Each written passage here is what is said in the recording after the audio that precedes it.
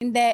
Yung advantage kasi nung sa husband ko, lapitin talaga siya ng mga babae. Oh. Kaso ako lang talaga yung man. Disadvantage. Kasi ikaw yung hinabol. Parang may tapao sa akin. Ako lang nakikita niya.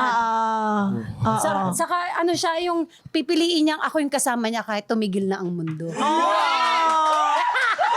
Sabi niya, gumagano siya joke lang. Umiling ka ba? Sana sinakyan mo man lang ako.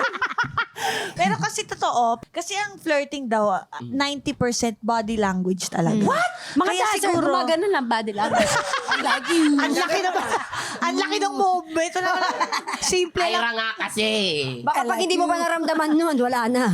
Hindi kasi diba, halimbawa, napansin ko to, syempre panahon ko si Mark Heras ang lalaking dancer na yan. napapanood ko sa TV. Oh. Ni Mark Heras yan. Ang bad boy ng dance Bad floor. boy. Makikita mo, halimbawa may kasabay siyang magsayaw na ibang lalaki. Oh. Yung sayaw niya, yung maliit lang. Oo. Pero suabe, no? Suabe. Galing. Di ba? Pati yung mukha, talagang synchronize yung Excuse me lang, Tsaka alam niya eh. Galing kay Kuya Vince, injection your on. Hindi, nung bata ako, pag pinapanood ko siya, hindi Okay. ko naman sinabing bet ko siya, Oo nga. masyadong marami na nandun. Wag Oo na. nga. Oo nga. Oo, ano? Parang pag